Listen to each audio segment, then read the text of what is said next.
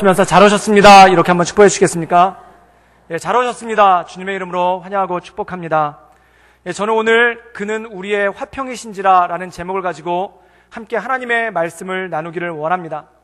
우리가 계속해서 에베소서의 말씀을 함께 나누고 있는데 이 에베소서의 말씀은 하나님의 역사에 대해서 말씀하고 있습니다. 근데 어떤 역사인가? 바로 하나 되게 하시는 하나님의 역사가 이 안에 있다라는 것이죠. 그런데 이 에베소서뿐만 아니라 성경 전체에서도 이 하나됨의 역사에 대해서 우리에게 말씀을 하고 있습니다. 창세기 1장에 보면은 하나님께서 태초에 천지를 창조하시죠. 그런데 하나님께서 천지를 창조하시기 전에 세상이 어땠는가? 바로 어둠에 있었고 혼돈 가운데 있었다라고 말씀하고 있습니다. 그런데 하나님께서 빛이 있으라라고 말씀하시니까 그때 이 빛이 비추기 시작했고 혼돈 가운데 질서가 부여되는 것, 이것이 바로 창조라는 것입니다. 그래서 창조라는 것은 무엇인가 하니 바로 어둡고 혼돈된 세상 가운데 질서와 빛이 부여되는 것, 이것이 바로 하나님의 창조의 역사라는 것입니다. 그렇다면 사랑하는 여러분, 질서는 무엇입니까? 질서는 바로 조화입니다. 서로가 협력하고 또한 서로가 부딪히지 않고 갈등하지 않고 서로 조화롭게 살아갈 수 있는 것, 또한 조화롭게 유지될 수 있는 것이 바로 질서라는 것이죠. 그리고 바로 이 질서가 하나님의 하나됨의 역사라는 것입니다. 그리고 우리가 이 창세기 1장에 보면은 이 하나됨의 역사에 있어서 또한 조화를 이루고 질서를 이루는 것에 있어서 굉장히 놀라운 것이 나옵니다. 그게 뭐냐면 하나님께서 창조하신 것들이 모두가 대칭을 이루고 있습니다. 즉 똑같은 것이 아니라 대조를 이루고 있는 것이 굉장히 많다는 것이죠. 첫째는 낮과 밤을 창조하셨습니다. 낮과 밤은 무엇입니까? 대조를 이루는 것입니다. 또한 땅을 만드시고 하늘을 만드셨습니다. 육지를 만드시고 바다를 만드셨습니다. 그리고 남자를 만드시고 여자를 만드셨죠. 이 모든 것들이 서로 성격이 다른 것, 즉 대조되는 것이라는 것입니다. 그런데 이 서로 다르고 대조되는 것들이 조화를 이루고 그 가운데 질서를 유지해 나갈 수 있는 것, 이것이 바로 창조의 섭리고 창조의 역사라는 것이죠. 그래서 주의 영이 임하신 곳에는 대조를 이루는 것들, 그리고 서로 다른 것들이 조화를 이루고 온전한 하나됨을 이룰 수 있는 능력이 그 안에 생기기 시작한다는 것입니다. 그렇다면 반대로 사탄의 역사는 무엇인가? 그것은 조화를 깨고 질서를 해치는 것입니다. 그래서 서로 대립되던 것들이 조화를 이루는 게 아니라 더 갈등하고 또한 더 힘들고 어려운 상황에 빠지는 것, 관계가 깨어지는 것, 이것이 바로 사탄의 역사라는 것이죠. 그래서 창세기 3장에 보면은 죄가 들어왔을 때 모든 것이 조화롭고 질서가 있었는데 죄가 들어오니까 어떤 일이 생기는가? 관계가 깨어진다는 것입니다. 그 첫 번째 관계가 깨어진 게 뭐냐면 하나님을 피해서 아담과 하와가 무화과 나무 사이에서 숨게 되는 그런 일들이 나타나죠. 사랑하는 여러분, 죄가 왔을 때 첫 번째 현상이 뭐냐면 기도가 막히는 일들이 생기기 시작합니다. 전에는 기도가 잘 됐는데 어느 순간 기도가 잘 안 되기 시작하는 거예요. 또 어떤 현상이 들어오기 시작하냐면은 예배 가운데 은혜를 받지 못하는 일들이 많아진다는 것입니다. 물론 어쩌다 한두 번 은혜를 못 받을 수도 있습니다. 그런데 이 은혜를 못 받는 것이 1년이고 5년이고 10년이고 계속 지속될 때가 있습니다. 물론 우리가 예배 가운데 은혜를 받지 못할 때 교회에 어려움이 있거나 또한 예배를 준비하시는 분들이 제대로 준비를 하지 못해서 예배가 너무 산만해져가지고 은혜를 받지 못하는 경우도 있습니다. 그런데 내 개인적으로 내 마음 가운데 죄가 들어오고 또한 내 마음 가운데 하나님 보시기에 온전하지 못한 것들이 들어오기 때문에 예배의 문이 막혀버리고 기도의 문이 막혀버릴 때가 반드시 있다라는 것이죠. 그래서 예레미야서에서는 뭐라고 말씀하고 있냐면 내가 손이 짧아 구원하지 못함이 아니요 내가 귀가 어두워 듣지 못함이 아니요 오직 너와 내 사이에 죄가 있어서 하나님께 이를 수 없다라는 말씀이 나옵니다. 이 말씀은 뭐냐면 하나님과 우리 사이에 담이 있다는 거예요. 그 담이 뭐냐면 바로 죄라는 것이죠. 사랑하는 여러분, 요즘에 기도하시는데 기도가 잘 안 되고 또한 예배를 드리시는데 예배가 은혜롭지 않다라면은 혹시 우리 마음 가운데 이 담을 짓고 있는 죄가 도사리고 있지 않은가, 그것을 살펴보실 수 있기를 주님의 이름으로 축원합니다.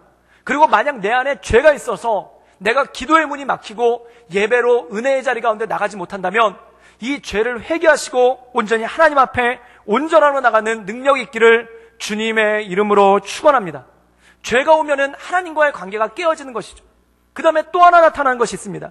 그게 뭐냐면 사람과의 관계가 막히기 시작한다는 겁니다.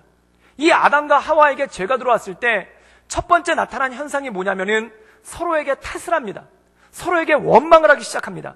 그리고 또 하나 놀라운 것이 있는데, 이들이 죄를 지었을 때 가장 먼저 한 게 뭐냐면 무화과 나무 잎으로 서로를 가렸다는 겁니다. 그런데 죄를 짓기 전에는 어땠냐면 그들이 벌거벗었으나 부끄러워하지 않았다는 것입니다.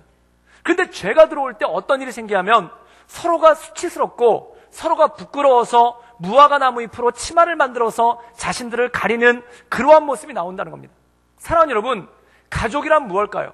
가족이란 서로의 연약한 점을, 또한 서로의 부족한 점을 덮어주고 감싸주고 위로하고 격려하는 게 바로 가족입니다. 가족은 절대 서로의 치부를 드러내지 않습니다. 물론 가정 가운데 여러 가지 일들이 있죠. 남편이 아내에게 연약한 모습을 보일 때도 있고, 아내가 남편에게 연약한 모습을 보일 때도 있고, 또한 부모 자식 간에 서로 연약한 모습을 보일 때도 있습니다. 그런데 사랑하는 가족들은 어떻게 하냐면 그것을 소문내지 않습니다. 그리고 그것이 담을 넘지 않습니다. 그것을 보호해 주려고 하고 지켜주려고 하고 또한 서로 안아주려고 하는 그러한 모습이 나오기 시작한다는 것이죠. 그런데 죄가 들어오면 어떻게 되는가? 그걸 폭로하게 되고 감싸주는 것이 아니라 그것을 약점을 붙잡는 그러한 일들이 생길 때가 있다는 것입니다. 전에 어떤 목사님께서 설교 중에 이런 간증을 하신 적이 있어요. 그게 뭐냐면 이 목사님이 어렸을 때 한 가지 안 좋은 습관이 있었는데, 나쁜 습관이 아니라 연약한 습관입니다. 그게 뭐냐면 이불에다가 이 지도를 자꾸 그리시는 거예요. 그래서 이불에 지도를 그렸다 하면 그 잠잘 때 화장실을 가야 되는데 화장실 가시는 타이밍을 놓쳐서 그 이불에다 실내를 하시는 그런 경우죠. 그런데 이게 아기였을 때 또는 유치원생이었을 때는 그나마 괜찮은데 초등학교 들어갔는데도 이 습관이 사라지질 않더라는 겁니다. 그리고 더 나아가서 초등학교 저학년 때만 이랬으면 괜찮은데 고학년 때까지 이러는 일이 생기는 거예요. 그러니까 집안 식구들이 얼마나 걱정이 많이 나가겠습니까? 그런데 집안 식구들이 이런 걸 가지고 소문을 내는가? 그렇지 않는 거예요. 그냥 집안 식구들끼리만 알고 있는 거예요. 그런데 집안 식구들이 여기서 알고 있는 것으로 끝내는 것이 아니라 어떤 일을 하냐면은 어머니는 혹시 얘가 몸이 약해서 그런 게 아닌가 걱정이 돼가지고 보약을 사다가 다려서 이 목사님한테 먹이고, 그 다음에 아버지는 이 목사님이 실수하지 않도록, 이분이 어렸을 때 실수하지 않도록 밤에 잠자기 전에는 물을 안 먹이고, 그리고 잠자기 전에 꼭 화장실을 가게 하고, 또한 새벽에는 알람을 맞춰놔서 본인이 일어나서 이 잠자고 있는 자기 아들을 깨워가지고 화장실에 보내서 가급적이면은 실수하지 않도록 그렇게 돕고 격려하는 게 이게 가족의 모습이라는 것입니다. 즉 연약함이 있으면 그것을 가려주고 그걸 쌈매주고 위로하는 것이 진정한 가족이라는 것이죠. 그런데 이 목사님이 어느 하루는 자기 여동생이랑 대판 싸웠다는 거예요. 굉장히 크게 싸웠다는 거예요. 그랬더니 여동생이 갑자기 씩씩거리면서 뭐라고 하냐면은, 오빠 각오해. 내가 이번 주 주일날 교회 가가지고 오빠 이불에다 지도 그린 거 다 소문낼 거야. 이렇게 얘기를 하니까 이 목사님이 그 순간 진짜 소름이 끼쳤다는 거예요. 그 소름이 끼친 게 뭐냐면, 아, 가족이 딴 마음을 품으면은 누구보다도 더 끔찍해질 수 있겠구나. 가족이 딴 마음을 품으면 누구보다도 더 잔인해질 수 있겠구나. 그래서 이 목사님이 어떻게 했냐면은 빨리 가가지고 자기 여동생 책상을 뒤졌다는 거예요. 근데 이분의 표현대로 보면은 하나님의 은혜로 이 여동생이 받아쓰기 빵점짜리 시험지를 하나 발견했다는 거예요. 그래서 그걸 들고 가서 여동생한테, 너 오빠에 대해서 소문내면 너 각오해. 이 빵점짜리 시험지 내가 게시판에 붙일 거야. 교회 게시판에 붙일 거야. 그렇게 협박을 하니까 둘이 서로 노려보고 끝났다는 거예요. 그 이후로 어떤 일이 생기는가? 여동생은 자기 방 방문을 잠그고, 그리고 이 목사님도 자기 방 방문을 잠그면서 여동생과 서로 얘기를 안 하는 거예요. 왜 그렇습니까? 전에는 약점이 있으면, 부족함이 있으면 그것을 품어주고 안아주고 보듬어줬는데, 이제 그 약점을 가지고 서로에게 밝힌다고 하고 그거를 약점 잡고 비난하니까 누구보다도 더 큰 망신을 줄 수 있는 게 가족이고, 누구보다도 더 아프게 할 수 있는 게 바로 가족이라는 걸 깨달았다는 겁니다. 사랑하는 여러분, 죄가 들어오기 전에는 아담과 하와가 에덴 동산에서 벌거벗었으나 부끄러워하지 않았다. 이건 뭐냐면 서로에게 연약함이 드러났지만, 서로에게 부끄러운 모습이 드러났지만 그것이 수치스러운 것이 아니라 그 연약한 모습을, 또한 그 약한 모습을 서로 감싸주고 안아주고 보호해주고 지켜줬었다는 겁니다. 그런데 죄가 들어오니까 어떤 일이 벌어지냐면 이것을 지켜주는 것이 아니라 폭로해버리고, 이것을 보호해주는 것이 아니라 오히려 소문을 내버려서 수치스럽게 만드는 그러한 일들이 생길 때가 있다는 것이죠. 그러니까 서로가 서로를 감추게 되는 그러한 일들이 생긴다는 겁니다. 이게 비단 가정뿐만 아니라 교회에서도 마찬가지입니다. 교회가 성령 충만할 때는 자신들의 연약함을 내어놓습니다. 자신들의 부족함을 내어놓습니다. 내가 가지고 있는 질병의 문제, 우리 집이 가지고 있는 상처의 문제, 또한 내 자녀의 연약함의 문제, 또한 자신의 가족들이 가지고 있는 연약함의 문제를 내놓고 함께 기도하고 그걸 놓고 함께 웁니다. 그러다 응답받으면 함께 즐거워하고 함께 기뻐하는 공동체가 되는 것이죠. 그런데 성령의 충만이 떨어지고 은혜가 사라지고 죄가 들어오면 어떻게 되냐면 옛날에 기도 제목 나눴던 게 약점이 되는 거예요. 또한 그 집안에 옛날에 나눴던 그 연약함이 서로 보호해주지 않고 그거를 약점을 잡아서 폭로하고 망신을 주고 그리고 그것 때문에 사람들을 교회에서 쫓아내는 그러한 일들이 생기기 시작하는 거예요. 그래서 죄가 들어오면 어떤 일이 생기는가? 죄가 들어오기 전에 성령 충만할 때는 서로의 연약한 모습을 내놓고 함께 기도하고 함께 울고 함께 즐거워하지만 죄가 들어오기 시작하면 어떤 일이 생기냐면 서로를 가리고 감추고 나를 다른 사람에게 노출시키지 않으려는 그러한 모습들이 공동체 가운데 들어오기 시작한다는 것입니다. 저는 우리 교회가 성령 충만한 교회가 되기를 주님의 이름으로 축원합니다. 그래서 서로의 연약한 모습, 서로의 부끄러운 모습을 폭로하고 약점 잡고 망신 주는 것이 아니라 그것을 위해서 함께 기도해주고 그것을 위해서 함께 보듬어주고 그것을 위해서 함께 위로하며 나갈 수 있는 그러한 믿음의 공동체가 될 수 있기를 주님의 이름으로 축원합니다. 교회는 무엇과 똑같은가? 병원과 똑같습니다. 건강한 사람은 병원에 가지 않습니다. 약한 사람이 병원에 가는 겁니다. 아픈 사람이 병원에 가는 겁니다. 만약에 예를 들어서 어떤 사람이 발에 무좀이 너무 심해가지고 병원을 갔다고 생각해 보십시오. 그럼 그 연약한 환부를 드러내면서 의사 선생님께 치료를 받지 않습니까? 근데 의사 선생님이 거기다 약을 발라주고 치료를 해야 되는데 만약에 이 의사 선생님이 나가가지고 그분이 다니는 교회 가가지고 아무개 씨는 발을 닦는 건지 안 씻는 건지 안 씻는 건지 더러워서 볼 수가 없다고 이렇게 소문내면서 다닌다고 생각해 보십시오. 그럼 이분은 아무리 아파도 그 병원에 못 갑니다. 그리고 아무리 아파도 자기의 환부를 의사 선생님한테 드러낼 수가 없다라는 겁니다. 그런데 사랑하는 여러분, 교회가 마치 병원과 똑같다라는 것입니다. 서로의 연약한 모습을 드러냈을 때 또한 서로의 약한 모습을 드러냈을 때 그것을 쌈매주고 약을 발라주고 치료해주고 붕대로 감아주는 것, 이것이 교회의 진정한 진리인 줄 믿습니다. 그때 교회가 온전해지는 거예요. 만약에 환자의 연약함을 가지고 의사 선생님이 소문내면서 다닌다면은 그 병원은 더 이상 병원의 기능을 못하게 되는 것입니다. 마찬가지입니다. 우리가 교회에 와서 기도 제목 나눌 때 또한 자기의 연약함을 드러냈을 때 그것을 붙잡고 함께 울면서 기도해 줄 때 온전한 공동체지, 그것이 이야기거리가 되고 그것이 가십거리가 되면은 그것을 어떻게 온전한 교회라 말할 수 있겠습니까? 제가 먼저 섬기던 교회에서 이런 일이 있었어요. 10명의 고등학교 3학년 수험생이 있는데 그 중에 9명은 참 괜찮은 대학, 참 괜찮은 학교를 갔는데 그 중에 한 명이 실패를 한 거예요. 그래서 학교를 제대로 못 갔습니다. 그랬더니 어떤 일이 벌어졌냐면 그 가정과 그 학생이 교회를 안 나오더라고요. 제가 그걸 보면 너무 마음이 아팠어요. 그러면서 제가 하나님 앞에 눈물을 흘리면서 회개를 했습니다. 그 이유가 뭐냐면 내가 목회를 잘못했구나. 평소에 교회에 안 나오던 사람이라도 이렇게 어려운 일을 겪고 이렇게 낙심되는 일을 겪으면 아픈 사람이 병원에 가듯이 지금 아프고 힘들고 어려우니까 교회 와서 더 기도받고 더 위로받아야 되는데 정작 아픈 사람이 교회를 못 나오는 거예요. 정작 위로받아야 될 사람이 교회를 못 나오는 거예요. 그 이유가 뭐냐면 망신당할까봐, 그것 때문에 약점 잡힐까봐, 그것 때문에 그게 가십거리가 될까봐, 그것 때문에 교회를 못 나오는 거예요. 제가 그걸 보면서 내가 목회를 참 못했구나, 내가 교회를 제대로 섬기지를 못했구나, 우리 성도들을 말씀으로 제대로 양육하지를 못했구나. 그러니까 교회 분위기가 이렇게 살벌한 분위기가 돼서 오히려 아프고 힘들고 어려운 사람이 교회 와서 위로받는 게 아니라 그게 수치스럽고 그게 부끄러워서 교회를 떠나는 일이 생기는구나. 그래서 그것 때문에 눈물을 흘렸던 적이 있습니다. 제가 어렸을 때 고등학교 3학년 때 저는 대학을 3번을 떨어져 봤습니다. 근데 이 대학을 3번을 떨어져 보면은 떨어질 때마다 느낌이 남달라요. 첫 번째는 어떠냐면 하늘이 노랗습니다. 그리고 두 번째 떨어지면은 자리에 털썩 주저앉게 돼요.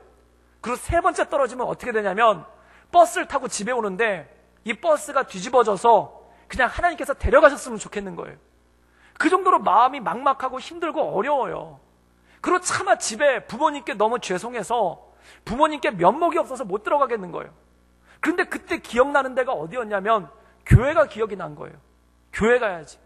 그리고 교회 가가지고 거기서 기도하고 있는데 사찰 집사님이 저를 보더니 꼭 그 수험생이 교회 와서 울면서 기도하면 뭐 결론이야 뻔한 거 아니겠습니까? 그랬더니 이분이 저를 자기 집으로 불러서 밥을 차려주고 그리고 음식을 차려주면서 위로하는 거예요.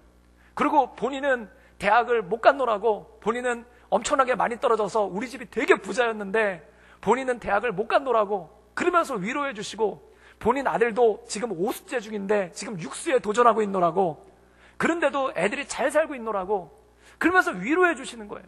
또 교회 그 기도하러 오셨던 권사님이 저를 보고 어떤 분은 함께 기도해 주시고, 어떤 분은 함께 눈물을 흘려주시고, 또 어떤 분은 학원비에 보태 쓰라고 꼬깃꼬깃한 10,000원짜리를 몇 장 주시기도 하시고, 그리고 함께 위로해 주실 때 마음 가운데 평안이 있고, 그리고 부모님 걱정하시니까 집으로 돌아가라고 그렇게 격려를 받고 위로를 받고 집에 돌아왔던 기억이 납니다. 그래서 제가 기억하는 교회는, 제가 알고 있는 교회는 가장 상처받고 힘들고 어려운 사람이 교회 와서 위로받는 것, 가장 힘들고 어려운 사람이 교회 와서 쌈매물 받는 것, 이곳이 바로 교회가 아니겠습니까? 저는 우리 교회가 이러한 교회가 될 수 있기를 주님의 이름으로 축원합니다. 그래서 로마서 12장에 보면은 사도 바울은 이렇게 말씀하고 있습니다. 교회란 무엇인가? 우는 자와 함께 울고 즐거워하는 자와 함께 즐거워하는 것, 함께 울고 함께 즐거워하는 것, 함께 즐거워하고 함께 우는 것, 이것이 교회다라고 말씀하고 있습니다. 그런데 교회가 타락하면 어떤 일이 생기는가? 예수님은 타락한 세대에 대해서 이렇게 말씀하십니다. 피리를 불어도 춤추지 아니하며 애곡하여도 곡하지 않는 세대요. 즉 남이야 울건 말건 아무 신경도 안 쓴다는 겁니다. 그런데 이게 더 타락을 하면 어떤 일이 생기는가? 누가 울고 있을 때 그걸 약점으로 잡아요. 또한 누가 기뻐할 때 그걸 시기하고 질투해요. 그러면 이것이 타락의 끝판을 향해서 달려간다는 것입니다. 사랑하는 여러분, 저는 우리 교회가 이 부흥의 표와 똑같이 로마서 12장에 나오는 것처럼 함께 울고 함께 즐거워하는 교회가 될 수 있기를 주님의 이름으로 축원합니다. 그래서 세상에서 아픈 사람, 세상에서 눈물 나는 사람, 그리고 세상에서 위로받기 원하는 사람들이 교회에 와서 위로받는 하나님의 놀라운 역사가 있기를 주님의 이름으로 축원합니다. 우리나라 초대교회가 부흥할 때 보면은, 우리나라 초대교회가 나타났을 때 그 조선이 망할 때였죠. 조선이 망할 때 나라가 얼마나 힘이 없고 얼마나 나라꼴이 말이 아니었는지 다른 나라 군대가 조선에 들어와서, 한국에 들어와서 싸우는 거예요. 그 대표적인 전쟁이 청나라와 일본, 중국과 일본이 싸운 청일전쟁이었는데, 남이 나라 땅에서 싸우니까 사정봐줄 게 어디 있겠습니까? 아무데나 총질이고 아무데나 대포를 쏴대는 거예요. 또한 우리나라 민가만 지나가면 약탈을 해버리고 사람들을 마음대로 살상하고 물건을 빼앗는 일들이 비일비재했다는 거예요. 그때 사람들이 어디로 도망을 갔냐면은 교회로 도망을 갔습니다. 교회로 도망간 이유가 뭐냐면, 그 당시에 교회는 대부분들 미국 선교사들이 목회를 하고 있었기 때문에 미국 사람들이 있었다는 거예요. 그런데 중국이랑 일본군들이 이 미국 선교사한테 해를 가하면은 미국과 외교적인 문제가 생길까봐 교회를 보면 그냥 피해간 거예요. 그러니까 많은 사람들이 교회를 피난처로 삼아서 그 교회에 몰려드는 그러한 일들이 있었습니다. 그래서 어떤 예수님을 믿지 않는 역사가들은 한국 교회는 정상적으로 부흥한 게 아니라 단지 사람들이 피난처를 찾기 위해, 또한 사람들이 먹을 것이 없으니까 구호품을 얻기 위해 온 것이 한국 교회다라고 얘기를 하고 폄하하기도 합니다. 그런데 그 교회에 왔던 사람들이 인터뷰하고 얘기한 걸 들어보면 이런 거예요. 세상의 모든 것이 혼란한데 교회 안에만 평안이 있고, 세상에서 인간 대접도 못 받고 사는데 교회 안에서만 인간 대접을 받고 살 수가 있었다는 거예요. 그래서 우리나라 교회 보면은 제일 먼저 성도가 된 사람들이 누구냐면 노비들입니다. 그 다음에 백정들이에요. 이 사람들이 어떤 사람입니까? 세상에 어디 나가도 굽신굽신거리고 살아야 되고, 세상에 어디 나가도 인간 대접 못 받고, 세상에 어디 나가도 소 한 마리가 만큼도 못한 것이 백정과 노비 아닙니까? 그런데 이들이 교회 왔었을 때 처음으로 인간 대접받고, 이들이 교회 왔었을 때 하나님의 창조물이라는 얘기 듣고, 하나님께서 당신을 사랑하신다는 얘기 듣고, 하나님께서 당신을 가실 것이라는 이 얘기를 들었을 때 내가 태어나서 처음으로 사람 대접받는구나. 내가 태어나서 처음으로 인간 대접받는구나. 이것 때문에 교회 와서 위로받고 그 안에 나오게 되는 그런 역사가 있었다는 것입니다. 사랑하는 여러분, 어두운 세상 가운데 교회가 빛이었고 어두운 세상 가운데 교회가 소망이었다는 것이죠. 저는 이 어두워져가는 세상 가운데 우리 교회가 빛이 되고 소망이 될 수 있기를 주님의 이름으로 축원합니다.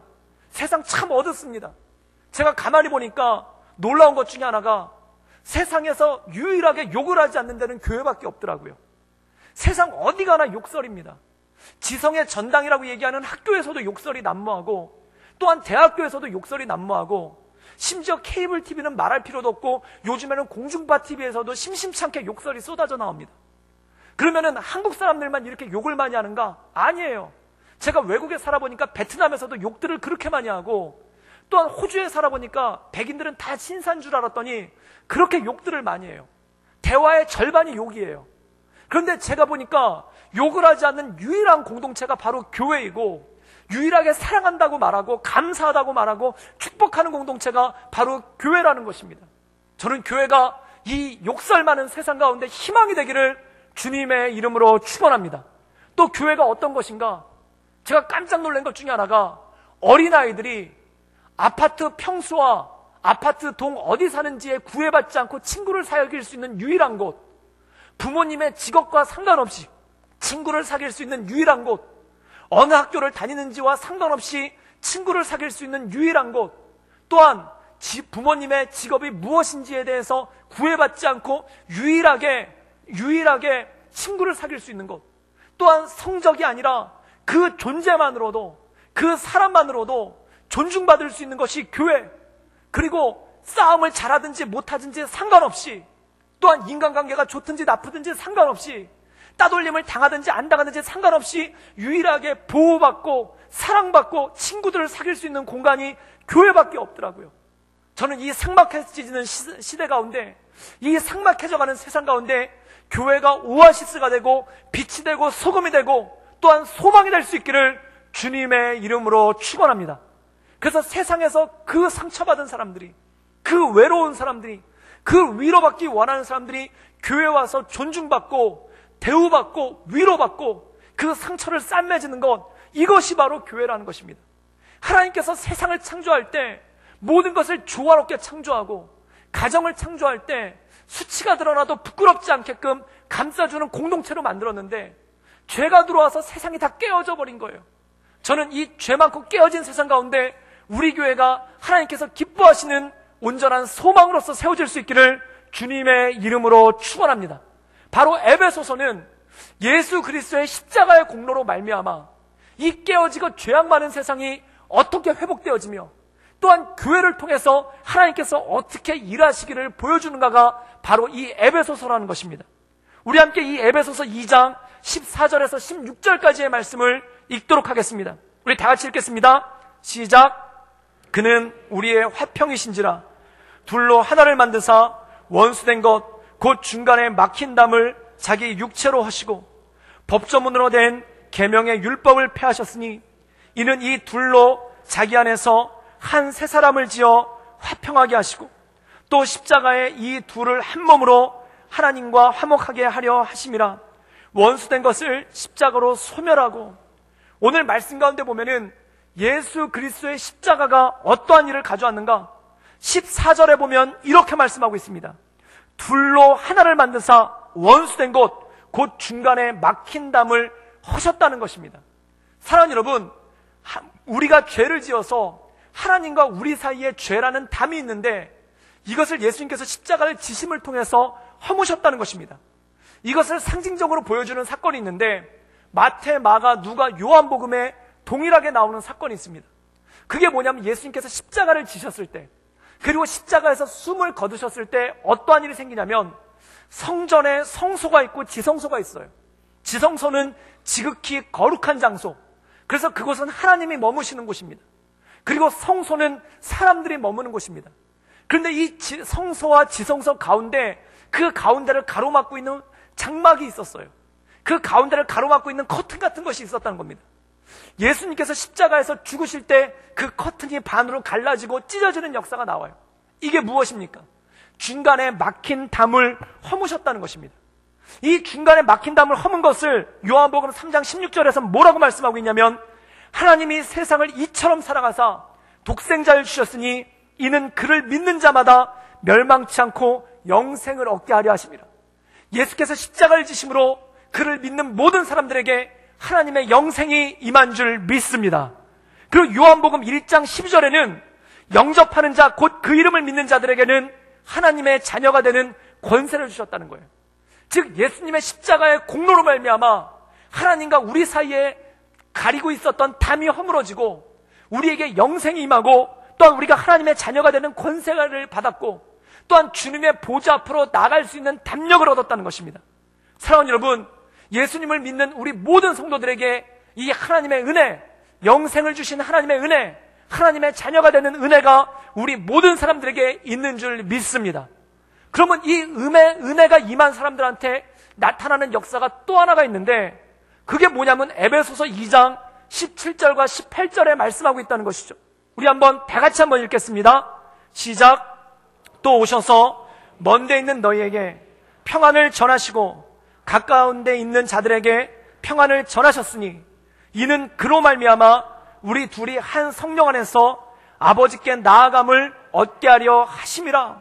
오늘 말씀 가운데 보면은 주님과 우리 사이에 있는 담이 허물어졌을 뿐만 아니라 또 어떤 일이 생기냐면 17절에 먼데 있는 자들과 가까이 있는 자들에게 평안을 전하셨다는 겁니다.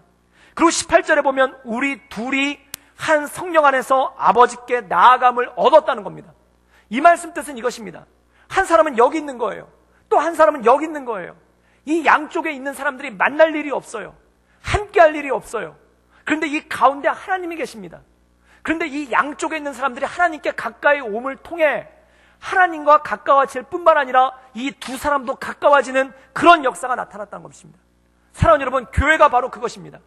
남녀노소 빈부 귀천, 절대 만날 일 없고 절대 한 상에 앉을 일 없고 절대 마주칠 일 없는 사람들이, 멀리 떨어져 있는 사람들이 예수 그리스도의 은혜로 말미암아 이들이 하나님께 다가가고로 말미암아 서로 하나 되는 하나님의 놀라운 역사가 우리에게 주어진 줄 믿습니다. 죄는 무엇인가? 갈수록 멀어지게 하는 거예요.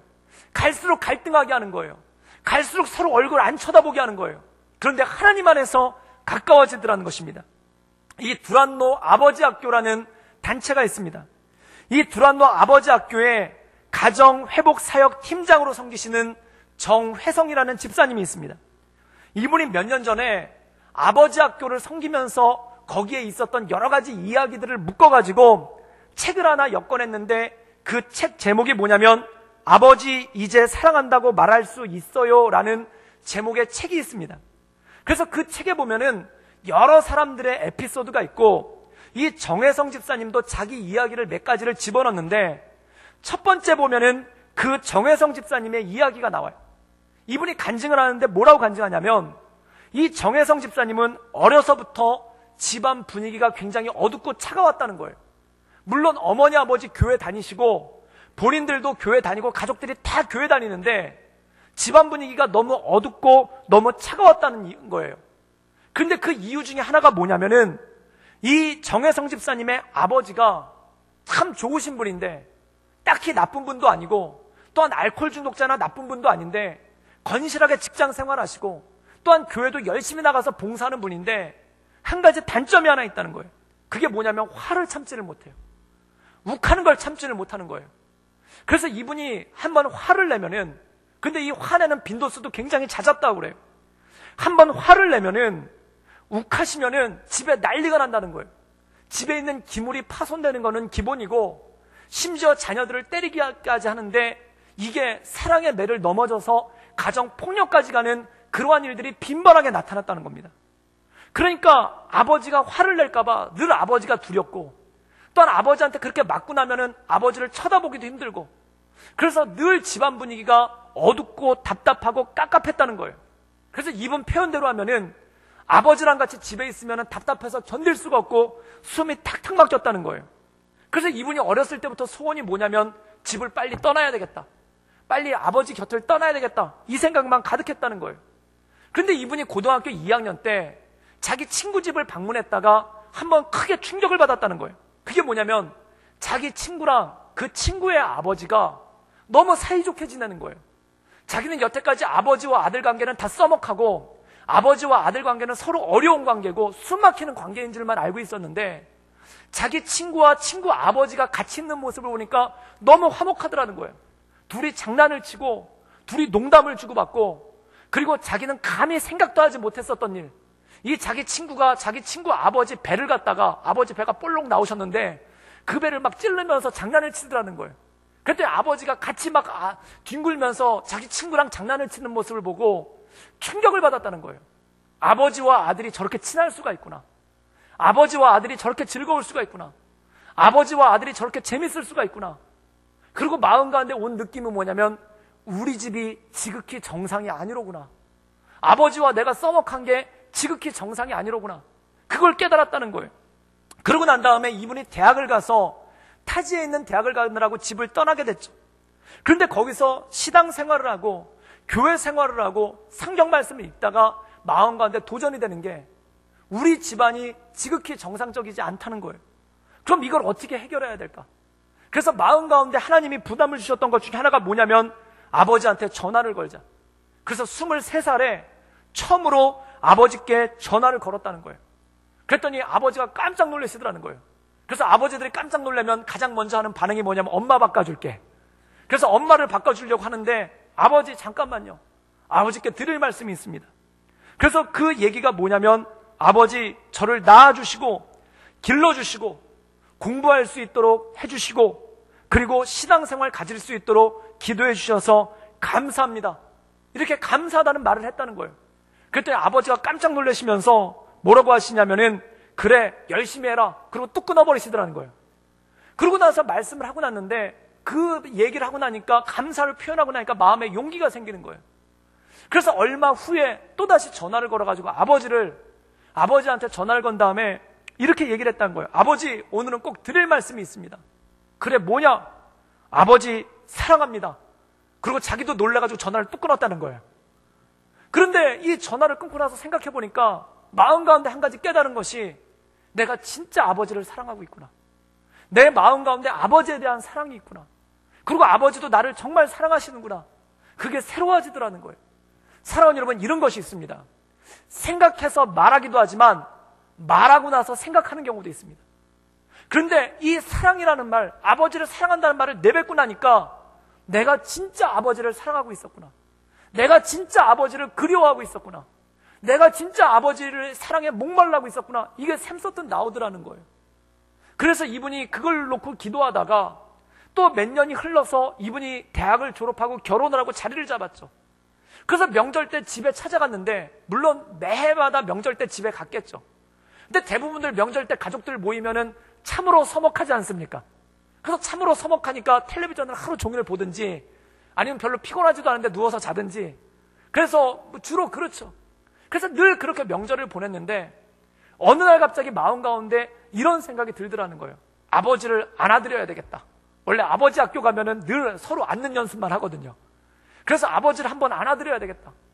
그래서 어느 날 이분이 30대가 넘은 나이에 설날 때 아버지께 큰절을 하고 아버지를 안아드리려고 앞으로 간 거예요.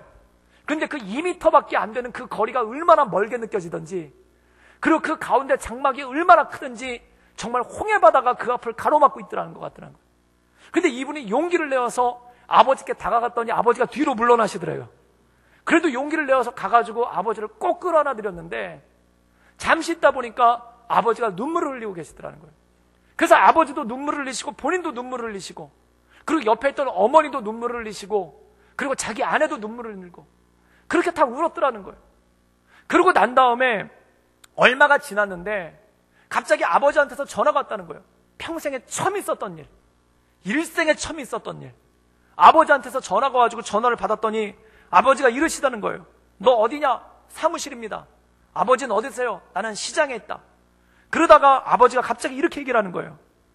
내가 너에게 꼭 하고 싶은 말이 있다. 그래서 뭔데요 아버지? 라고 했더니 한참 동안 침묵이 흐른 다음에 아버지가 그러시더란 거예요. 혜성아, 아버지가 너를 정말 사랑한다. 그리고 뚝 하고 전화가 끊기더라는 거예요. 그런데 그 전화가 끊기는 순간 마음 가운데 그 기쁨, 마음 가운데 그 행복함, 마음 가운데 뭘로도 표현할 수 없는 그 전율, 그리고 딱 하나 떠오르더라는 거예요. 여기가 바로 천국이로구나. 여기가 바로 하늘나라로구나. 사랑하는 여러분, 하나님이 왜 우리에게 가정을 주셨을까요?